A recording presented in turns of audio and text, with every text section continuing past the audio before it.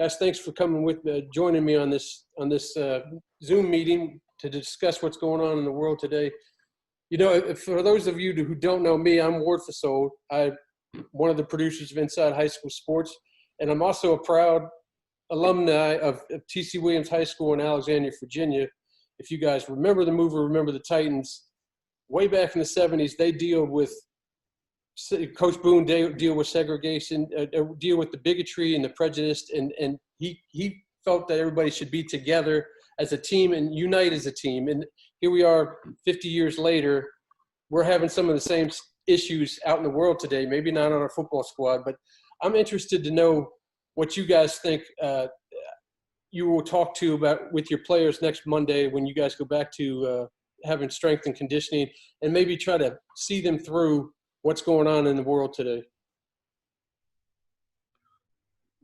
Well, I'll say this. At Lakeview, we already had the opportunity to meet with some of our kids virtually and talk with countless others individually.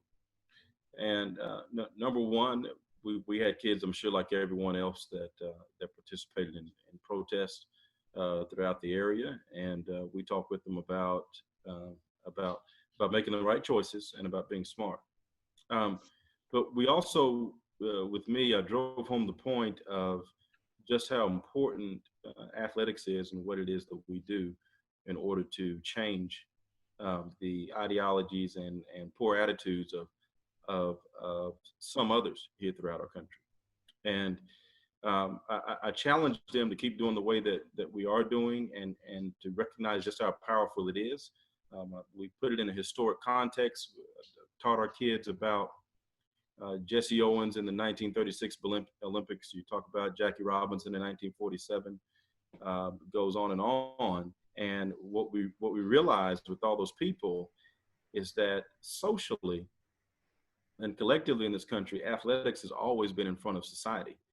And athletics has always shown an example of how it ought to be before we've been able to do that in society, whether it's we integrated our fields long before we integrated our classrooms, we integrated our locker rooms, but before we integrated our workplaces, we integrated our team buses before we integrated our public buses. And so those are things that we have to continue to be the example of.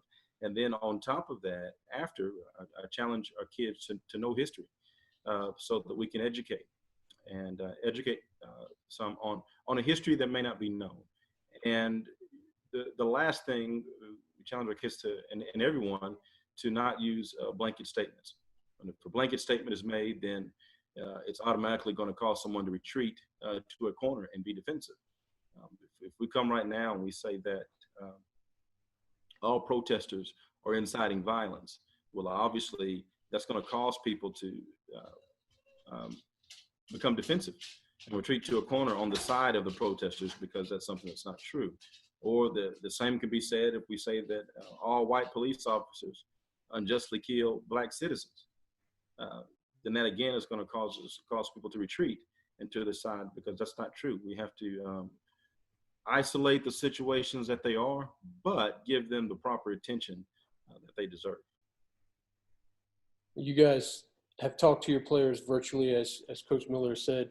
Have any of them kind of relayed to you that how frustrating it is for them to see what they're seeing and wanting to do something, and maybe how you kind of address that?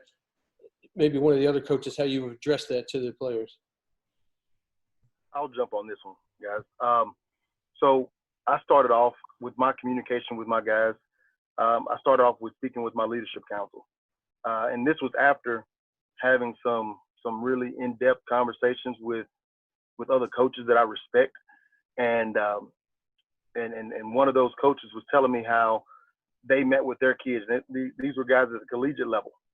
And they met with their kids, and they were fortunate that on their Zoom, one of their kids who's from a little poor country town in Louisiana, a poor racist town in Louisiana, those are his words. And he said how he had only experienced love, since being a part of that particular program. And, everything that Coach Miller said, I mean, that is what the locker room does. So I'm on this Zoom with my leadership council, and one of my kids, he's like, he's too embarrassed to speak out loud. So, he goes to the little chat and sends me a private little message. And I ask, hey man, do you mind if I speak on what you sent me? And he was just expressing how upset he was and how frustrated and mad he was because he's looking at the protest and the protests become riots. And he really didn't know how to express himself other than with anger. Because in his mind, he was like, Coach, I understand everything that's going on. I understand why they're protesting. I stand with them. And this is a young man. This is an African-American young man, a little black kid, not a little, but a big old black kid. And, he was frustrated because when he clicked on the news, he saw angry, frustrated people that look like him, but they, the news, depending on the news that you watch, it's showing those people in a bad light. So my advice to him was, look, man, what we have to understand is, and first I expressed to him that, man, all cops aren't bad. Just like you can't say, and Coach said it, you said it way more eloquent than I'm probably saying it, but you don't want to incite anyone on either side. And for him, trying to get him to understand that, all cops aren't bad. And then flipping that, all the protesters aren't out there doing bad things. Bad people do bad things. And sometimes we can influence them to do better, and sometimes we can't. And I felt that kind of brought him down a little bit because like he was kind of losing his own faith. And in that moment, he didn't have very much hope. But to understand that, some people do bad things. Some people make mistakes and do bad things. Some people intentionally do bad things. But that is by no means a reflection on everyone that's out there protesting. It's a small pocket of people that chose to do whatever they chose to do. Absolutely. You mentioned how all cops aren't bad. I'm going to turn it to Coach Peach because you have the Arlington 5-0 program going through all the Arlington school or district schools. How is that? Maybe you could talk a little bit about the program and how you feel like it has been effective for you guys. Yeah, in January of 2015, Carl Wilson was shot and killed in Arlington. He was an Arlington Martin football player, and it really hit home for all of us that could happen so close to home. And collectively, we felt like we had to do something in our community to kind of take charge. I think leadership is so key right now, and I think head football coaches in a lot of areas are the best leaders in the country and can really take control of a community. And so we came up with the idea, get along with Officer Chief Will Johnson of the Arlington Police Department. And what we decided upon was what's called an Arlington 5.0 program. Really the goal of it was to bring police officers to our campus. But in doing so, when it started, the police officers were not wearing uniforms. The main thing that the police officers wanted to get out of it was to look human to our kids, to build a relationship without that uniform on.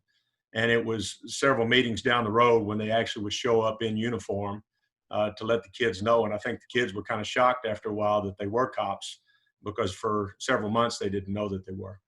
The main thing that we wanted to get out of it for our kids, obviously, teaching compliance, teaching if you ever get in a situation that doesn't look good, that we learn to comply. But the bigger deal was allowing them to see police officers as human beings. And I think that I know that the relationships were tremendous for the last 5 years in our city, because now our kids know who a police officer is. They know one by name, and that's a big deal. The police officers are more comfortable because they've been around our 15 to 18-year-olds and have started to build relationships. And we have them on our sidelines every Friday night. We have them in our weight rooms lifting with the kids. Officer Adrian, for me, used to backpedal against our wide receivers.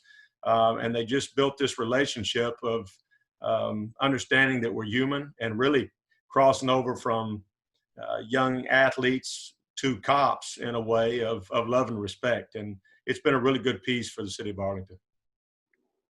Excellent. Coach Turner, have you had a chance to think about what you might say to your kids? And I know your team is primarily either African-American or Hispanic, and you got the Hispanic kids have been getting, messed with by the cops as well. So maybe you can talk a little bit about what you might say to your players. Yeah, I've been the head coach at Northside for about 5 years now, and as soon as I stepped into the role, that was a major point of emphasis that we continue to preach on once we have our team meetings. What we do is every Wednesday we have character development sessions. We talk to the boys about character. We talk to them about integrity and values, and we talk to them about what it takes to be, unfortunate as it is, of being a man of color. These days, and that's major for our boys. If I have a team full of 115 kids, I'll tell you right now, 90% of them don't have fathers. So that's a huge role that we have to step in as a coaching staff and teach these values to these guys, teach the integrity, teach the character that's going to carry them on. And one major point that we make to our guys is, every day is a brand new day. The major point is you just got to make it home. That's what we want you to do. Take it one day at a time and make it home, because all of us are men. We're in this position to where we have to lead young men. And unfortunately, we have to have these conversations more and more. We would love to sit back and talk football all day. We would love to, put the emphasis on getting guys recruited and going to schools and this and that. But we have to make a ton of time in our schedules to talk to guys on a daily basis, during team meetings, during character sessions, about the realities of what's going on nowadays. When we had our team meeting and my leadership council, we expressed to our guys that first and foremost, our coaching staff is going to stand in front of our kids, every time in every situation. We're going to make sure that if any damage comes to those guys or is coming to those guys, we're going to be there before it happens to them. We want to make sure we stand proud in front of those guys. In Fort Worth, the majority of the protesting is going on down in 7th Street, West 7th Street. Luckily enough, it hasn't been violent. There hasn't been any looting going on, well, not that I know of, also depending on, which news channel you watch or whatever you're doing on social media. So as of right now, it's been peaceful. I've had kids that went out and protested and expressed themselves. I've had coaches that's gone out and expressed themselves. And I'm in full support of that. And our conversations are always open. We talk to those guys about it all.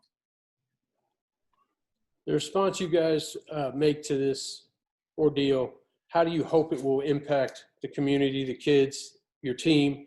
They're going to be looking to you guys as your leaders. I mean, Coach Turner just said it, that he may be a second father to a lot of these guys. And it's probably the same for all 5 of you. How do you feel your first talk with your players is going to affect them throughout this school year? And do you think are you hoping for a positive response? I'll take this one since I haven't piped up. I think leadership and our role as coaches, head coach, whether assistant coach, but our role as coaches has never been more important. Whether we gave lip service to character development before, I think it is a necessity now. Really, football is secondary to everything we're dealing with in the world. And so my talk won't even be about football and about sack and all that thing. It's going to be strictly about love, and that they know that we're there for them on every basis. At Foster, we're blessed to have, a very diverse dynamic, almost a 30-30-30 split between, like Hispanic, a white, an African-American. And so, we've got to be able to, could talk about, continue to hammer family and make sure that we're responding correctly and not reacting incorrectly is what we're trying to do. So we're constantly with my coaches trying to figure out the right way to attack it. And so our goal right now is just to talk about love and how excited we are to be back with them, and let them know that we have their back and that we're going to do things as a team. So we're going to take that love that we talk about, that love as a family and love as a team, regardless of what we look like, that we talk about love to the weight room, love to the field. Now we got to really expand it, and that love in that locker room, that love that we feel on campus has got to go to the street. It has to continue to go on, and that we really, really, really, at the end of the day, have to take that personal responsibility and love that we have for each other, and be the change that we want to see in the world. Because if you can do that one person, do you, maybe you can affect that next one. So if we can send out, 150 guys out, 180 guys out into the community every day trying to do right and be the one for great change, I think that's where it starts for us. To me, it kind of feels like this time in our history is the perfect time for change. Maybe I can hear from one of the five of you guys. Do you guys feel like this time with the protests and with whatever the media cover and now the social media cover, this is the time more than ever to change maybe the outlook of some people?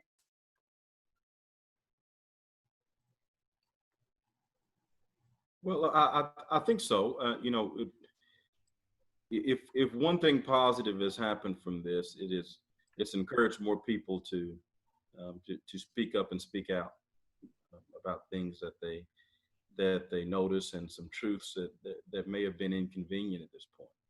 And so if I can say something's been positive, it's been that we're hearing from more people ever. We heard from Commissioner Goodell here today. And I think it also causes, it's caused some people to realize that, it's caused many of us to realize that situations or things that we wanted to deny or thought that maybe they weren't that bad, this has been an awakening to some of us. So now going forward, that will cause us to be more sensitive to certain situations as we go forward in the future. It'll make us be more aware. And so that's what I hope, because we first have to care, we first have to understand, and we first have to realize before we move forward. If we don't identify that there is a problem or identify that there is an issue, then it's impossible to correct it, because we think that, well, this isn't that bad anyway. And so I think by the public attention and the unfortunate video of Mr. Floyd, that there's some things that even the most casual observer will look at and say, there's something that's not right here. And we have to ask ourselves why. And now, again, every time we see anything resembling that, me included, we're all going to be more sensitive to it. And so I think that helps us. So to answer the question, yes, I do think it going forward that is this going to be the end of it? No, because the toughest thing about the toughest thing about systemic racism, and that's what we're dealing with now. It's a different type. It's not crosses burning in yards anymore. It's not the outright violence. There's not lynchings that we're seeing in a sense anymore. But the systemic side of it is the result of all those things that we're seeing now. But the makes it so tough is that there's not one entity or one single person that's responsible for it. So therefore, it's harder to tackle and harder to correct. It's why it takes so many of us. But because it takes so many of us, then it takes for there to be one core principle that this entire group has to come together as a country and say, hey, we can debate a lot of things.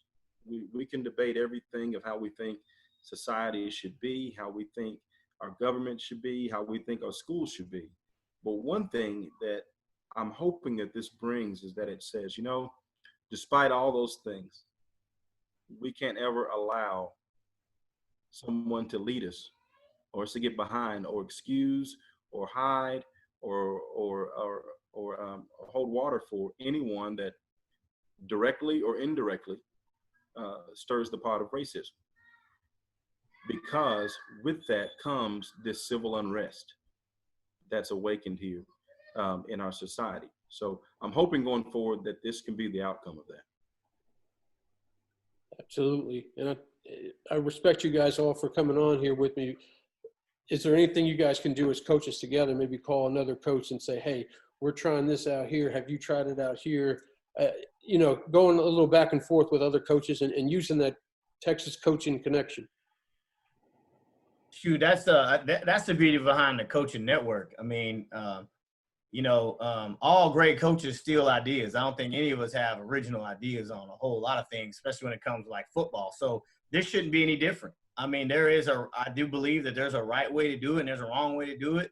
And I think that as coaches show a united front, that, we're all going to deal with different situations at each different school. But if we have a formula that is going to be correct, and at the end of the day, right is right and wrong is wrong. So we just have to make sure everybody knows what's right is right and what's wrong is wrong. That's the key. And speaking from experience, you can't legislate morality. And then a lot of that comes from the house. So we got to start from what we can take care of and take care of our home. And hopefully it improves each one of our houses as we go along. So, it kind of say, like I said before, kind of each one teach one, and if we can move that way, and then we can really affect change that way. And I'm really excited about what I'm seeing from young people and leadership. I think it's prime opportunity for them to stick out and have a voice. And I'm really, people sometimes get, down on the future generation from what I'm seeing, that we got a lot to be excited about. Excellent. Any other coaches like to add anything? Yeah, I'll add a little something to that. I agree with everybody on this deal. This is, in my short life, one of the first times that I truly feel that, as unfortunate as the death of George Floyd or Mr. Floyd, I think we're in a prime situation right now, because I'm seeing more love and support that I felt in the past. In the past, I felt like, it's a lot of sympathy, and now I'm feeling and I'm seeing more empathy just across the board with my kids, and with coaches.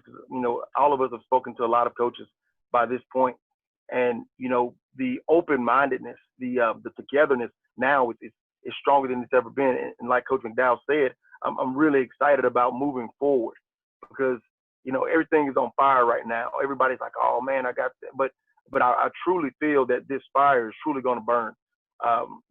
It's truly going to go, and guys are going to continue this. And it's awesome to hear that, Arlington Martin, they have something in place right now, and I'm listening to that, and like, that's awesome. My demographic is, it's extremely diverse, and, I think that will put a lot of people at ease, when you speak to, stealing things from each other, that's a great deal. But like I said, right now, I'm just feeling more hopeful than probably ever before, because like I said, I think just the world right now is truly open-minded and empathetic to everything that's going on. Excellent. I think the key word out of that is empathy. If we can all get away from all this and feel more empathetic to one another, I think this would be a perfect place. Coach Peach or Turner, if you wanted to add anything, go right ahead. Yeah, I would just say what an awesome time to be a head football coach in the state of Texas, because if you look at it, there is no plan right now to go back to school.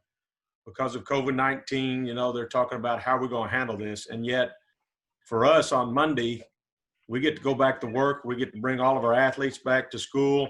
We get to show our towns, our communities, the entire state, really the country, that we can go back to life, that we can move past this pandemic, and we get to be on the front lines. I think the same thing, echoing what Coach Miller said earlier, is this. It's going to be our kids don't get back together in the schools until August the 17th. Well, we get an opportunity 3 months ahead of time, not only with summer strength and conditioning, but also with getting on the field and compete, with building our race relations together and having our kids work through that. We got a 3-month head start on COVID-19. We got a 3-month head start on working together through our race relations to really do a lot of great things. And then now people can look at us and learn how to do it. So leadership is everything. I think it's key for us. I think we learn from one another, but what an awesome opportunity. And there's some people right now I've talked to as head coaches that are kind of scared to walk into the water and what's it's going to look like. And I think it's an amazing opportunity. And for us, if we start with loving these boys, the rest of it, will kind of fall in place. But the most important thing for me is to give a voice to my coaches, my athletes right now. And we'll define that as we go throughout the year. Perfect. Thank you guys for joining us. And I have nothing but respect for all 5 of you guys. I hope this affects change. And I appreciate you guys joining us, and have a great back to strength and conditioning next week. I hope that works out great. Thank you for having me. Thank you. Thank you. Thank you.